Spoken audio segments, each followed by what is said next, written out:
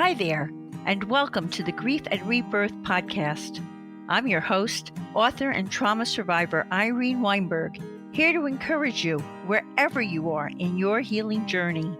In each episode, I chat with incredible grief and trauma specialists, healers, mediums, and celebs, as well as remarkable people who have inspiring healing stories to share.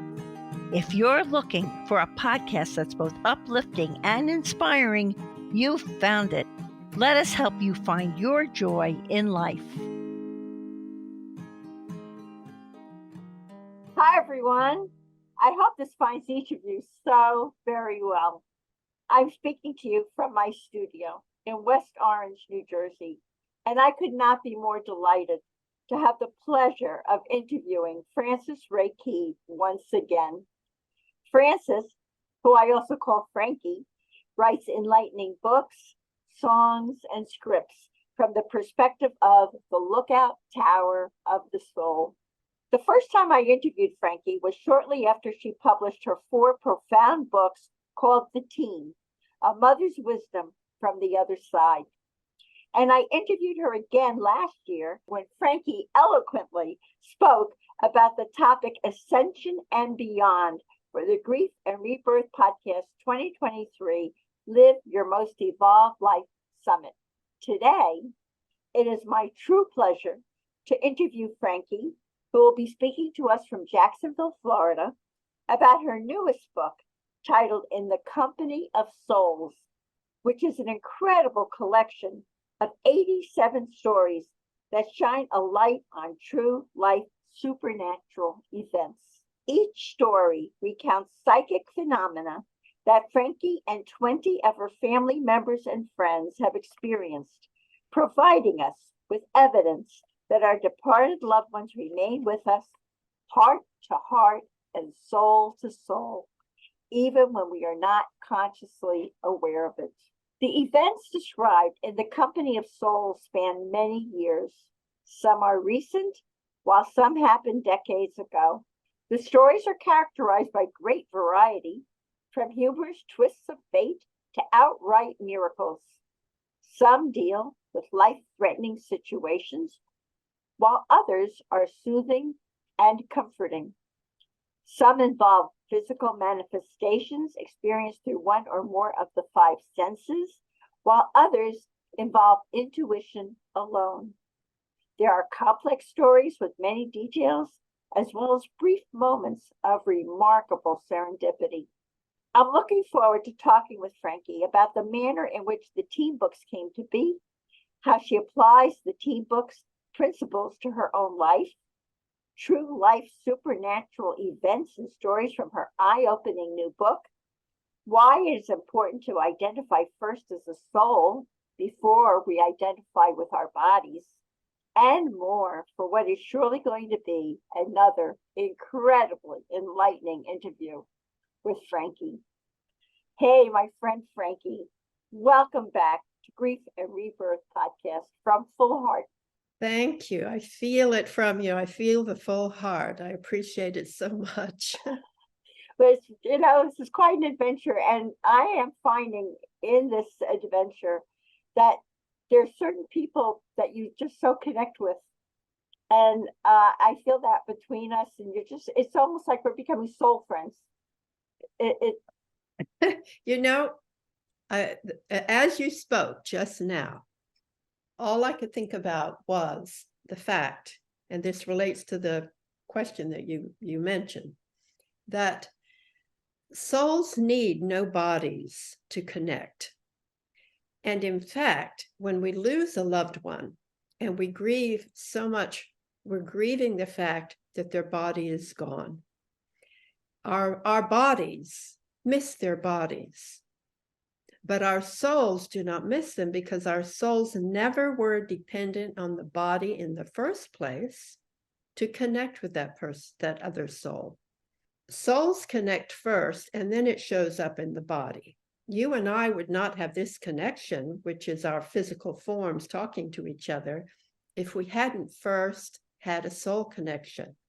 And if either one of us lay this body down, it will make no difference to our souls. They don't even miss a beat Not at all. Not at all. And that is why, as much as it hurts our emotional and physical selves to lose the physical self of another, if we do identify first as a soul and second as this temporary body, then we can move into that awareness that we were never dependent on these bodies in the first place to be connected with that soul.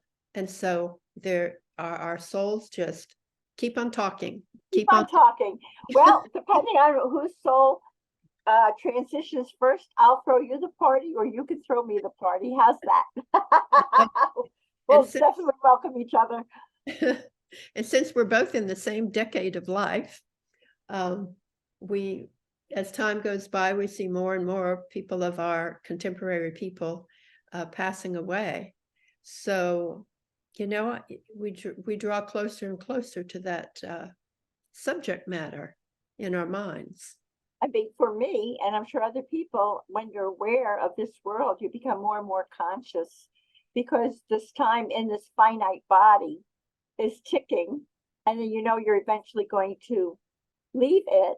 So it's, for me, it's very important about the time and the where and the with whom I spend the remainder of my time. It's not like when you're young and you feel you have years and years and years and years ahead of you. True. And and most often you do, but we also know that many people do not have years and years ahead of them when they're young. We don't know if our life will last 1 minute after birth or 100 years or more. And when we say our life, we're just simply talking about the opportunity we have to use this particular body. Absolutely true. That's why it's whatever the body is, whatever shape it takes, form it takes, whatever nationality it takes, just be grateful for it. And take good care of it, because it's your vehicle. And even if it begins to fail, and even if there are illnesses or disabilities that come our way, just gratitude for this form, for this opportunity to experience this very brief earth life and grow. That's so true. So with that, this is a perfect segue, Frankie, I want to start by reminding everyone about your amazing teen books. There are 4 volumes. I've read them all a few times. They're so wise and just incredible. So could you tell us about them and how they came to be? Yes. The 4 books are the writings of a team of beings. When you say your team books, they really are not my team books. You're the scribe. You're the scribe.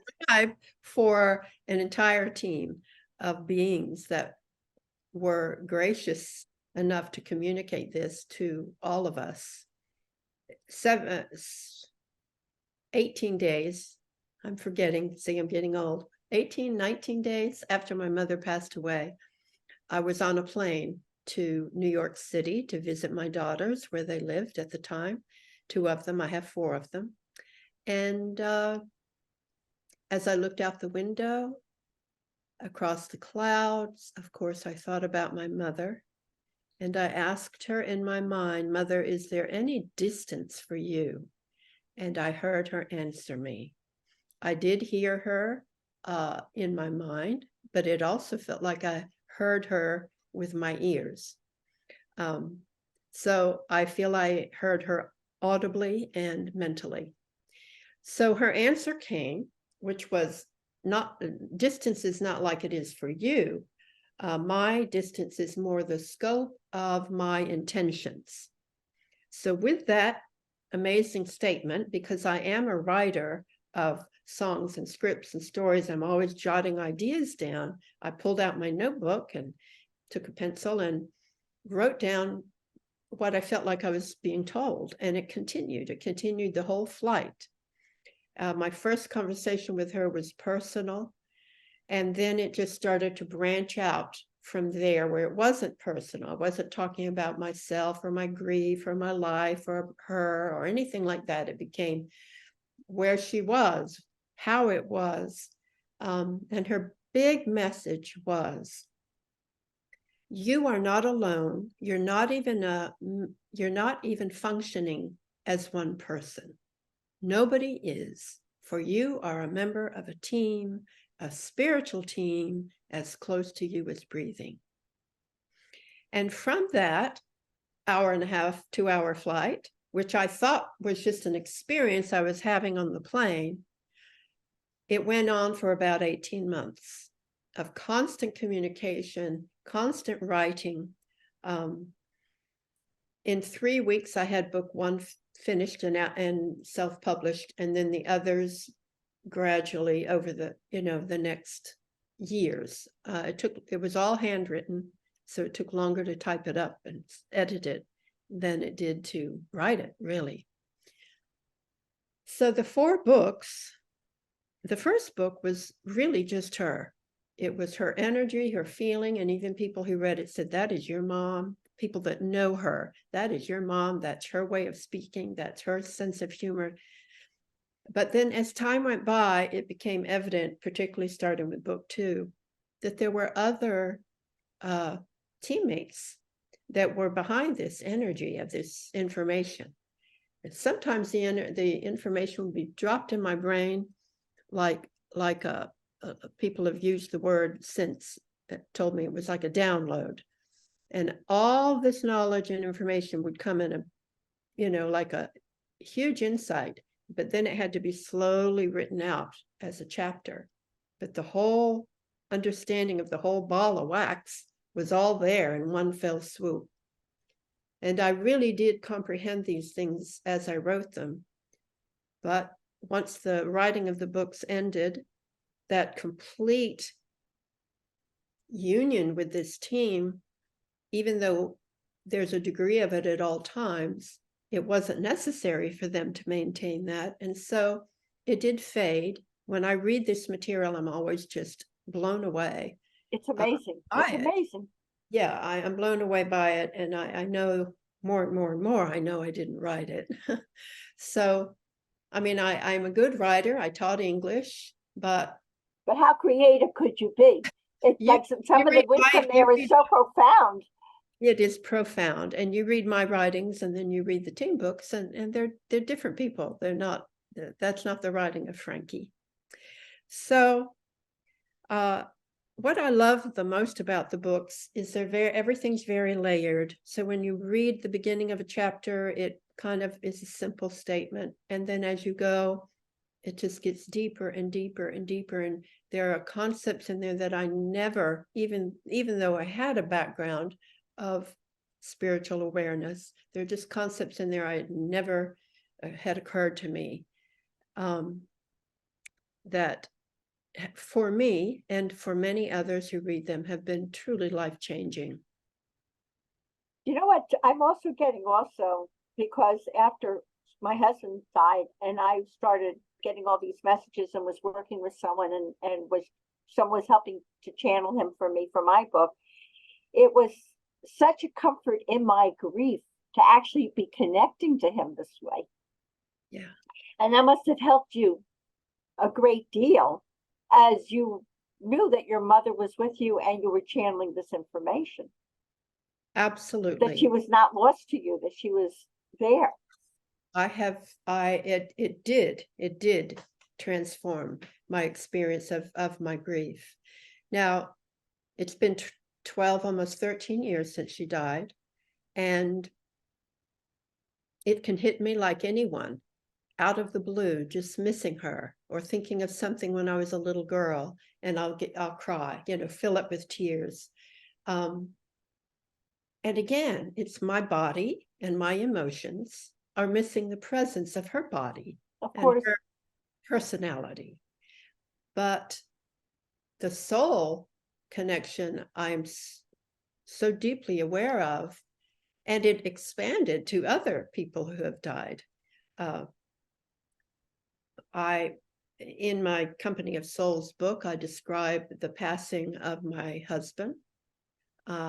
And also I was very honored and privileged to be I was married twice, and I was honored to be with my first husband when he died at the request of my daughter, his daughter, and his wife. he'd been married to for almost 25 That's years. such a beautiful thing, Frankie. So It few is so people beautiful. achieve that. It's wonderful. You know, it was so, I was so blessed to have that experience. And so I have been with people, 3 people who have passed, and I, of course, like anyone who's 70 years old, have experienced the passing of a number of friends and some family members, including Let me ask you, with the amazing information in the team books, what specifically, in what ways do you now apply what you learned from those books to your own life? Because that is the essence of the books to help people live consciously. it's all about application, isn't it? Because it's all well and good to meditate, pray, or withdraw from the world from time to time to replenish ourselves, but it's taking that peace and awareness out into our daily lives. We affect others and that we grow. It's sort of like planting the seed during meditation or spiritual study, and then out you go to grow in the sunlight. And the sunlight is the activity of the natural world. So the books have given me insight into this ongoing connection that we all have, all souls with other souls.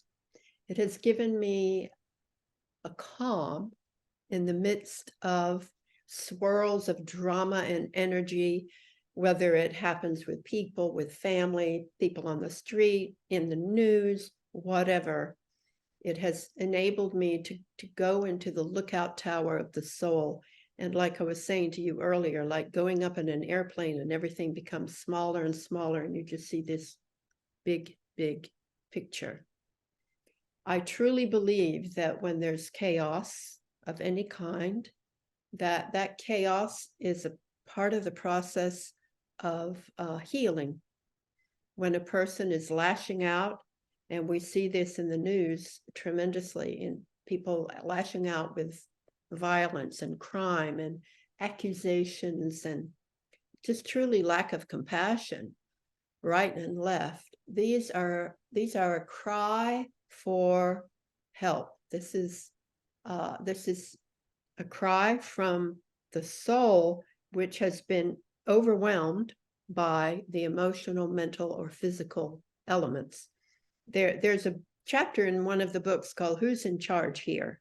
And it gives you the analogy of a ship, and we want to be we want the soul to be the captain of our ship. And the emotions, the mind, and the body are told to line up behind the captain. You know, in the Bible, it says, "Get behind me, Satan." Whatever approach you want to take, it is the soul, that fragment of light that is made in the image and likeness of God, that we want to lead, and everything else serves the soul. If the body, the mind, and the emotions are serving the soul, then all is at peace. But if one of those takes over and pushes down the energy. You're talking about like the ego. If the ego takes over and drowns out the sounds of the soul. Yes. The needs of the soul. Right. Any of those, if the body takes over, if you identify so closely to the body that it just runs your life, and then of course it's full of ego, full of fear of losing the body, full of condemnation of aging because you're aging, self-loathing, all those things come in when you identify too much with the body. If you identify too much with the emotions, you're going to be on a roller coaster, because it's like a choppy sea, isn't it? It doesn't only, and the mind, if you're all intellect, you're going to be missing out. We want the balance of these elements, and we want them to be led by the soul. So this awareness helps me. I'm not saying I can do all these things all the time. I'm just saying, you asked me, how do the books help me? Just being aware and being able to be objective and sit in a situation and feel all those things going on. And that awareness helps me find a way to be an instrument of peace when possible. I think that one of the ways, and I totally hear you, and it makes complete sense from your team books. One of the things from the team books that you were described for, I should correct that, but from the team books, it helps me see more of life from that lookout tower. Mm-hmm. And I'm very that like there's so much going on that can distress us, but sometimes because of the wisdom in the books, I think about take an overview of this, Irene, no matter what it is. And I find that to be very helpful. Don't take it personally. Watch what is happening in the world. Yeah. Look at what's going on, or even in my family, or in a situation that is coming up. Can you see this from an overview? Yeah. And not see it on such a small scale where you are reacting to things that maybe need no reaction. Take the time, take the pause, observe. The other big thing that the team books has given me personally is I'm able to check myself if I begin to judge another, because the books say everyone we meet has elements in themselves that's either a former version of ourselves, a present version of ourselves, or a future version of ourselves. So if we see something in somebody that we truly love and admire, we're seeing, and we feel we don't have that attribute yet, we're seeing a future version of ourselves. We're growing into that. Or if we see something horrific in somebody and we want to condemn that behavior or that attitude, if we are no longer that, then we were once that, and we grew out of that.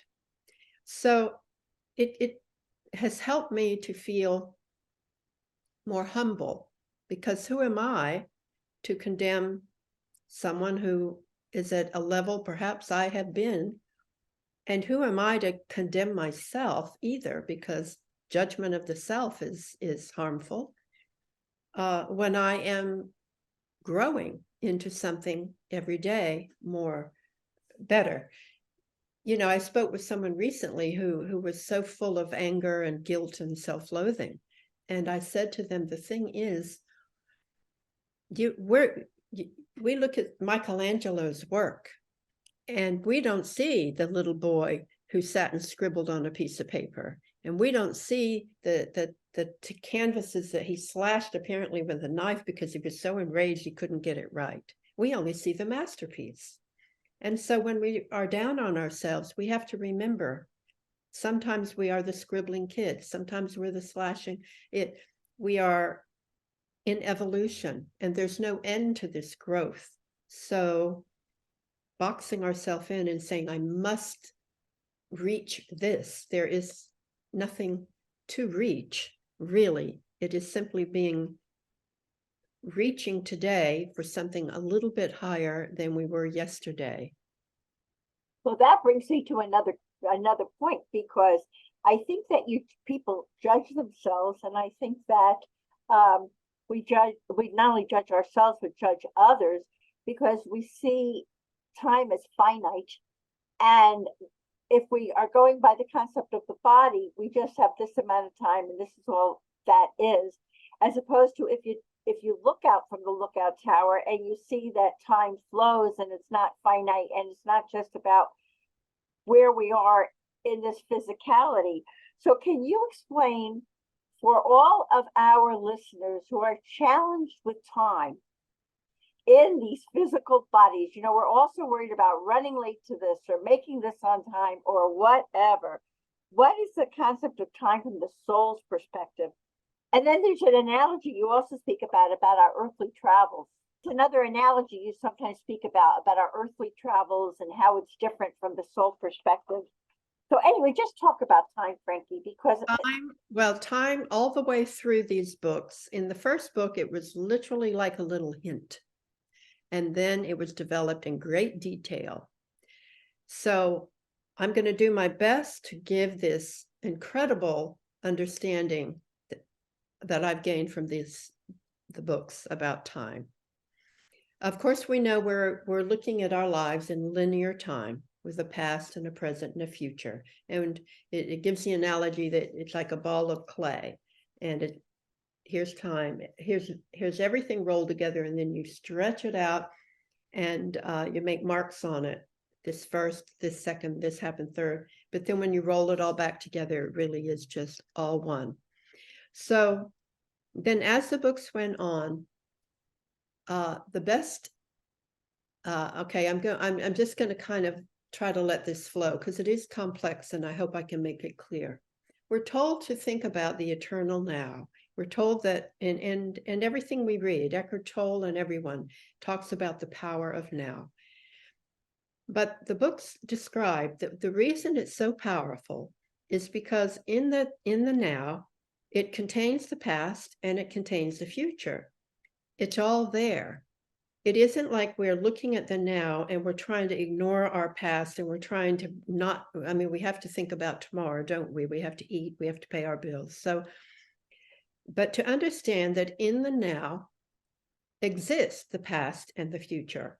And the reason is, when you look at your current life and your current circumstances, this is the product of the past, is it not?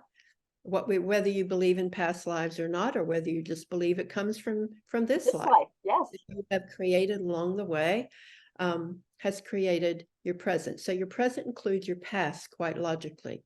It also contains the potential for multiple futures. They're called strands of possibilities in the book. And these strands of possibilities are endless, depending on what we choose. I mean, what you and I are choosing right now proves, out of the probably zillions of choices that we could do in this moment, anything from getting on a spaceship and flying out of space, or going across the world, or scrubbing our floors. I mean, we can't even list all the things that we could do in this moment, but we have chosen this activity in this moment. And the power of choice is mind-blowing, because every choice we make then leads us down one of these strands of possibilities that goes branching out elsewhere. Now, the other big concept that I actually wrote into, I tried to fictionalize it in a novel form in my novel, The Train to Hoffhausen. I told a story so that I could demonstrate how this might work in real life. If you drop a rock in a pond or bowl of water, the ripples, and you label all around these shores, that this shore is past and this shore is future and this shore is in between, but you drop that rock in, those ripples go in every direction. The rock is our current moment, our present moment, and the power of choice we have in the moment. But those effects don't just go into our future like you think, well, I'm going to do this today and this will happen tomorrow. When we drop, we create these ripples and they go into our past. How is that possible? How do they change the past? Ripples. The ripple is an example of a vibration. The vibrations of our present choice, which we're talking about higher choices, hopefully, in this context. So the vibrations of our choice go into the past as well as the future. They pave the way in the future. They go into the past. They change the vibratory event. They don't change the event, but they change the vibration of that event, because everything's done with vibration. That event is raised up, and then it's shooting energy through the present into the future of a higher level. So we've changed our past, which is changing our future to a higher possibility.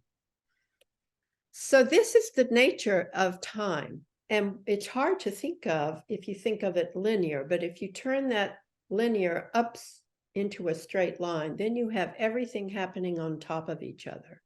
And this is how the ripple of our vibration from the present moment can go everywhere. This helps with remorse. It helps with guilt. It helps with healing our past, because all our power is in this present moment.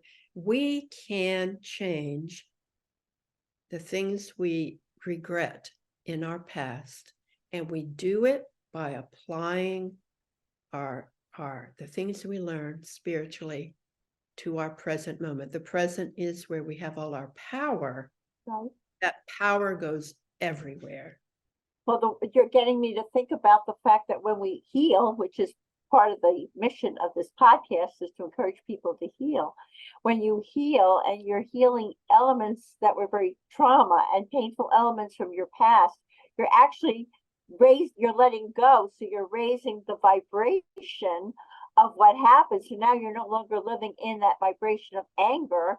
You're living in the vibration of forgiveness and letting go, which changes the trajectory, right, of the future also.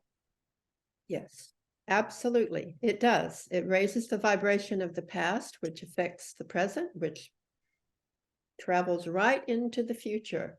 And we do it all in the present moment.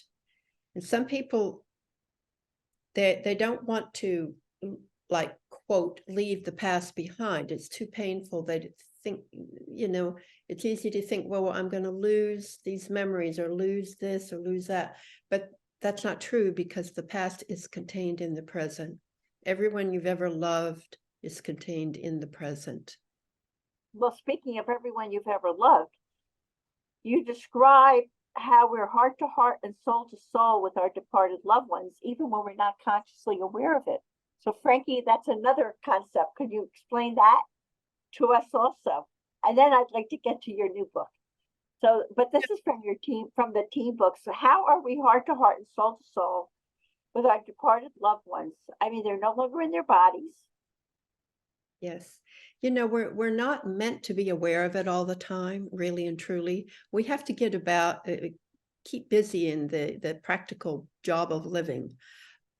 It isn't that we are supposed to be constantly looking for signs or trying to find them or have some sort of proof. It is just carrying that quiet awareness that the bodies, which are so temporary, the bodies are not what create the connection between souls. That connection already existed before we even had a body. It will continue to exist. And the reason our loved ones don't miss us the way we miss we emotionally miss them is because they are so much with us. The team books describe that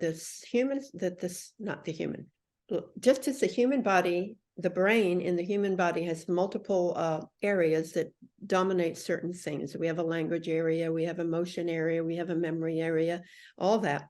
So the brain is divided up that way, and that is a reflection of the soul. The soul has many areas or aspects, and so only a certain aspect of our soul will even come in connection to this body. It's an aspect that wants certain experiences, and other aspects of us are still on the other side. We really aren't all here. When we say, I'm not all here, we really aren't all here. These other aspects are on the other side, or even doing heaven knows what, where, different dimensions and whatever. But because our loved ones have passed to the other side, they are with that entire collection of aspects of us. Sort of like when our child goes off to school, we've sent them to school, but they're just as much with us and on our mind as ever. So just carrying that awareness, a part of me is here, a part of me is on assignment right now. I have things I need to get done and do and take care of. Lessons that I need to learn, which is another reason people come here, to learn certain lessons. Teach. We come to teach and we come to learn. And the teacher is always the student is always the teacher. It's interchangeable at all times. And while I'm doing that, this entire part of me is still on the other side and has this big, broad perspective. And I can attune with that higher, people call it the higher self, You can attune with those aspects of yourself that are not in the body. You can attune with the team, because everything that we are learning, we are sending it back to the team. If you learn a lesson in patience, a lesson in forgiveness, if you learn any progress you make, it belongs to the team. It is not just personal, it's collective. So they have access to it. So all this interchange are going on. And carrying that simple, quiet knowing of that can transform our days. They really That's true. And I must say that when I channeled my book for my husband, he talked about that his experiences here, he brought them back to share Yes. on the other side. And so there you go. It's a validation of everything that you also I love when the information validates each other from different sources, different ways. Yes. in different ways. So let's talk about your inspiration for writing this new book, In the Company of Souls. Now that we know that we're always in the company of souls and they're around us, how did this book come to be, Frankie? Well, I started out with the idea that I wanted to write down if you want to call them psychic or supernatural, spiritual experiences that I'd had throughout my life, and many of my friends and family members have had.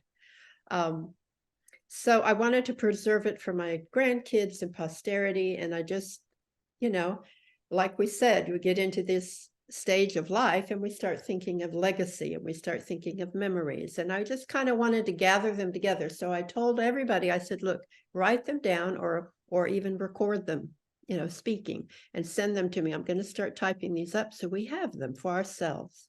But as I went along, I thought, I'm just going to put this out there for anybody to read.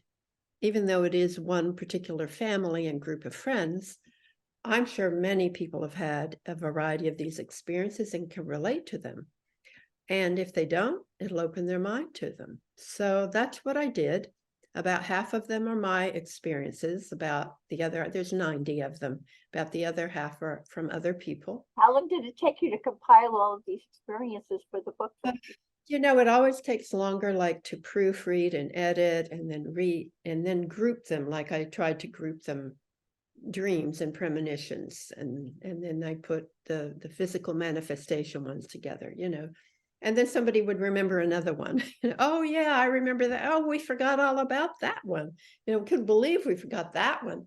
So we just kept adding, and I would type it and edit, and then different people, as you know, contributed comments and endorsements and wrote a foreword, and it just evolved into a full book.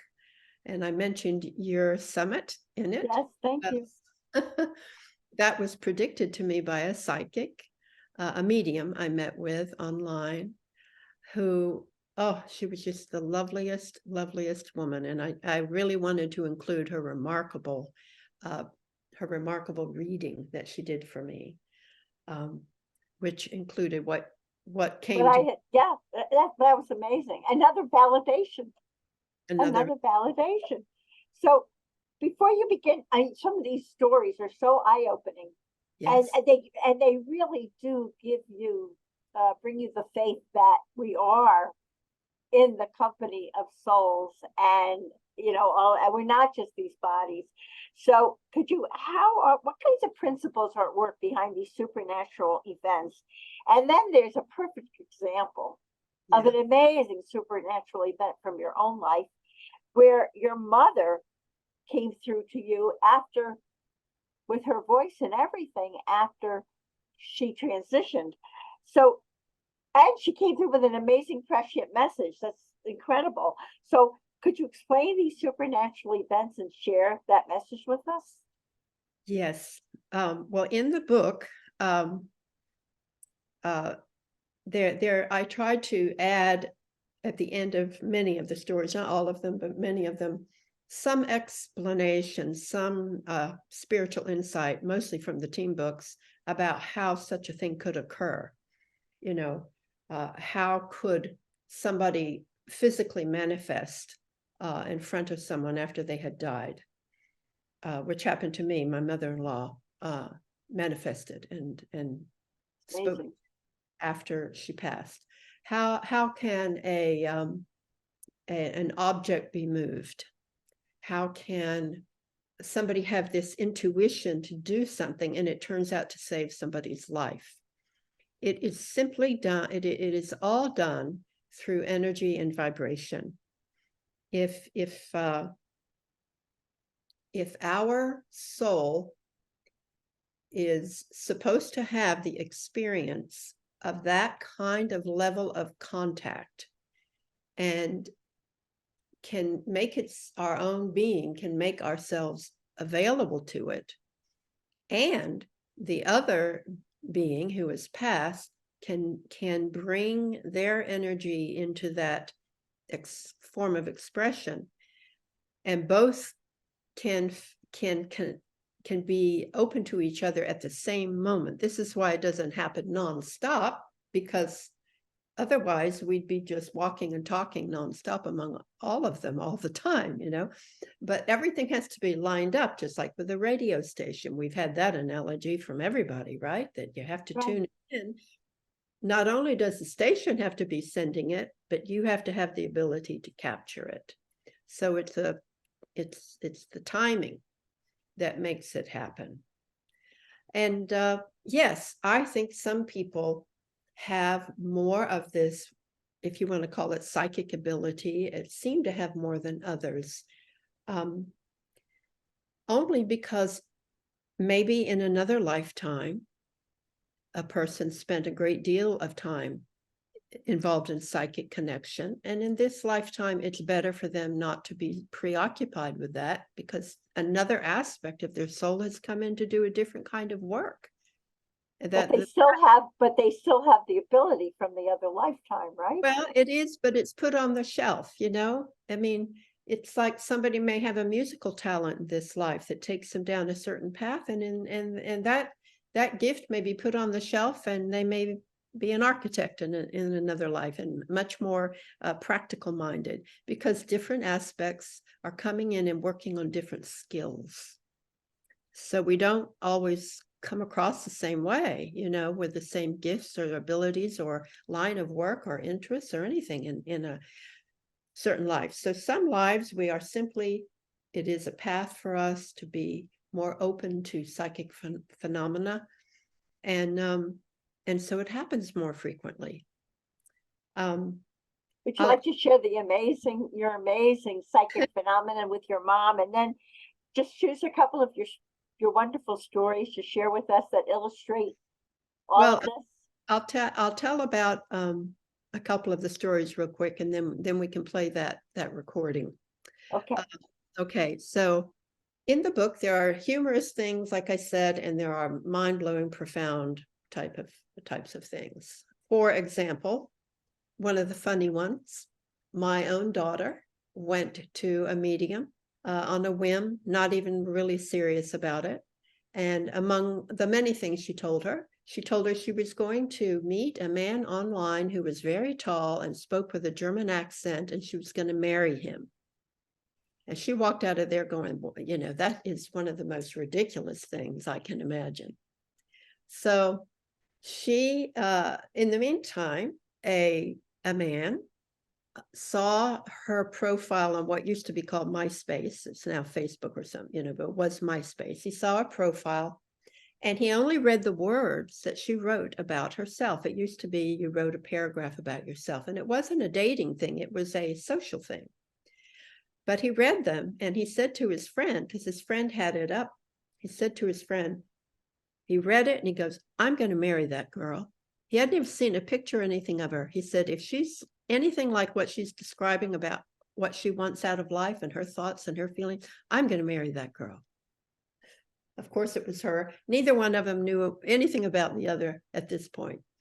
Then this man, his name's Eddie, he goes to another friend's house weeks later, and he sees a picture of my daughter, because his friend had a picture up of my daughter on his computer from MySpace. And he went, who's that? and he said, well, that's so-and-so. And he goes, oh my gosh, she's so pretty. Let me read her profile. So he scrolls down, read the profile, realized it's the same girl. And he goes, who is she? And he goes, oh, I went to high school with her. You mean her? I went to high school with her. She's great. She's just a friend. I have to meet her. So he's in New York. My daughter's here in Florida. He starts to reach out to her. She ignores him. She's not going to talk to some guy online. After a long, convoluted thing, she finally connects with him, finally meets him. And she goes to visit him in New York. And he goes, come out with me tonight. By the way, he's very tall. He's 6'3". Come out with me tonight. I'm doing something. So she's sitting in the audience. He gets up on the stage and he starts speaking with a German accent because he was introducing a German band. He was managing the band, and he introduced this band with a German accent because they were from Germany. And whenever he was around them, he would put on this fake German accent. So there she was with a tall man who she met online, who spoke with a German accent. They got married. They have 2 children. And that was a fun and beautiful, and meaningful story. And there are pictures in the book. What I did with these stories, I only put in things that were validated, that could be proven. Other people witnessed it. Other people heard about it, knew about it, like that. It wasn't just somebody had a dream and it was personal. Then another one, another story of a more serious kind was when my own mother-in-law, I had visited in the hospital, and she was doing very well, had had a surgery, had recovered, was going to be out within a few days, was doing well. And I went to sleep that night, and I was separated from her son, my husband. And I was asleep, and my daughter, who was about 9 or 10 at the time, called me from another room. She woke up, she was afraid, called me, and I went in there, and she had seen an angel manifest in the bedroom. And she'd had a dream first about the angel. And the angel had told her to put all her toys in a little toy grocery basket, and she was going through the house. And then the angel said, now come fly with me. And my daughter Julie went back to grab the basket, and she said, no, you can't take anything with you. When we leave the earth, we can take no material possessions. So then Julie wakes up and sees the angel is really in her room. So she called for me. I run in there, and she's so excited. And her little friend was spending the night with her, and she's awake too. She said, Julie says this angel's in the room. I can't see it. Anyway, the angel wasn't there anymore. But after I got the girls settled down to bed, I went to sleep, and it was dawn and some light was coming in, and someone grabbed my foot, and I sit up, and there stands my mother-in-law, and she looked as real in flesh and blood as you or I. And she said, you get my son to a hospital now. So I could see her, and I could feel her touch on my foot. Of course, I get up, I call where my husband was staying, who I was separated with. He was with his brother. And I called his brother, and I said, you're not going to believe this. And I told him what his mother had said. He said, Frankie, she died at 4:00 this morning. Everyone thought she was fine, recuperated, but she died. She died at 4. That's when she appeared to my daughter as an angel, telling her about, you leave the earth with nothing. And he said, and I have him, my husband, I have him in the car. We're taking him to the hospital now. He got very ill, long, complicated illness that went on for years, but he had collapsed, and I was correct. My husband heard the story. He knew it. My son, my brother-in-law, my daughter, everyone was involved. That's amazing. So she came through to my daughter, and she came through to me. And we both apparently were receptive to her, and she had just left her body after passing and was close enough to the earth where she she had a few things she wanted to tend to, Clearly she wanted my daughter to have that message, and she's never forgotten it. She talks about it to this day. And clearly she wanted to make sure that her son got to the hospital. And she knew that you would take care of it, that you would give that message. Yes. And that I was alert and aware. Maybe because I just heard about the angel appearing to my daughter. However she ushered that in, however she broke through and changed the vibration so that I would be also receptive. Well, that's just two, everyone, of these amazing stories. I really suggest everyone should read this book because it's wonderful and very, very eye-opening. And now you have something that's even more eye-opening from your mom. You want to tell us about that? Yes. So, as I've said, my mother passed away in 2010, so in October. And I began writing the books after communicating with her. And several years after that, a friend of mine, Gina, who has a recording studio to this day, she called me and she said, I have a CD, and it's your mom. Remember, you brought her over years ago, and we recorded her playing the piano. And of course, I remembered. My sister had been there. We'd all been present, and we were all talking in the background, say, oh, play this one, and she was in her 80s, and we wanted to have her piano music preserved because we love to hear her play. So that day we had all been there, and she played and recorded on this grand piano. And Gina had said, I don't think you ever got a copy of it. Here it is. And so she gave me this CD. And of course, I listened to 30 minutes of my mother playing the piano. And it was just wonderful and moving. But then all of a sudden, at the end of the piano, my mother speaks. And I'm going to play for you. And this was after she had transitioned. Yes, this was about 2 years after she had died. And all we were aware of was her playing the piano. And we all remembered that day. I mean, you're sitting at a grand piano playing, and then okay, that's a wrap, and off we go out the door and we go home, right? So how did this recording get on the end of this piano playing? So I called Gina. She said, I have no idea what you're talking about. All I did was click the file. But tagged onto this recording is my mother speaking. And I'm going to play for you this recording. I didn't tell people or release it for many years because it was something I could not even absorb, that it was miraculous, really, that somehow her voice had been tagged onto the end of this recording with this kind of message, which she did not record in that recording studio, I guarantee you. So how did it get there? All I can say, it must be through the same principle of vibration. Okay, well, so it's sort of like the same way she got through to you when after she transitioned and you began to hear her. Yes, she found her way. She found her way there to show you, yes, it's really me. Yes, and she found her way to attach, vibrationally speaking, her voice. And I know that some people do record voice things of spirit, but it's usually something kind of garbled, and this is a complete, as if she's speaking into a microphone. Amazing. Here she is, and now I do share this message because I feel like it applies to our world. It applies to what we're going through today. Applies to our world today. I'm speaking to you as the member of a team that believes that the human race is preparing for a tremendous change, a change that may come in a form too beautiful to describe or too frightening to consider.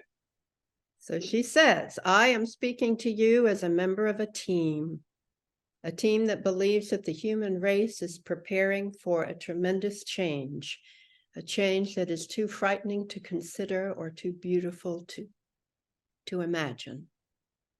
And that totally blends or goes with all, in fact, it's the subject of the summit that we had, Ascension and Beyond, and how we are rising from 3D into 4D to 5D into the vibration. And the chaos we're all experiencing is the cleaning out of the negative, toxic pieces to achieve a higher vibration, a more loving world. And it's hard to see right now, but from that little lighthouse, from the Yes. upper level, when you're from the witness, as you're witnessing and looking, you can really see what's happening. Well, she does. I think it speaks to the power of free will. Things can go in any direction. And just like right now, things are in every direction simultaneously. We have a direction. We see with our own eyes people deliberately choosing a very dark path, right alongside those who are choosing a path of compassion, wisdom, forgiveness, and right alongside people who waver between the two. There's every level of consciousness present on the planet at all times. It always has been that way. And the contrast provides us with this smorgasbord of growth, right? So things can go in either direction, but the only person that we can control is our own personal choices, right? We can't do anything we can do something about it by always reaching for the highest choices available to us in any given moment. That's where our power lies. And then from that point, we're able to send out vibrations that affect others. We can't control, I mean, some people, we get very overwhelmed and afraid at what we see, but we have to remember that there's just as much love and wisdom and goodness flowing out around the planet as there is this other stuff that we're afraid of. So we just jump on the peace train and keep riding it. And keep sending and keeping the hope and the prayer and the positive. Yes. Focusing and with gratitude. I really feel that helps to elevate us. With gratitude, also, I want to ask you that you say that we're all in the process of healing, speaking of this planet and what's going on and the raised vibration that goes with your mother's message. So how can we stop judging when it appears someone is destroying rather than healing? Because that's the same piece of that. Well, we see actions and events, but we have to remember that actually any event is simply the manifestation of a certain energy or vibration. So we don't want to match our vibration and energy to that which we don't want to see. If we do that, we just add to, we're told in the books, these vibrational spheres exist everywhere. There's a sphere of divine love, there's a sphere of forgiveness, there's a sphere of fear, there's a sphere of hatred, there's a sphere of judgment. And we're always contributing to and pulling out of and drawing down from each of these spheres. We don't want to contribute more fear or pull out more fear from these big spheres that float around invisible to our human eyes. We want to contribute to the higher spheres. And we have to deliberately choose it. When we see these things, when we fear them, when we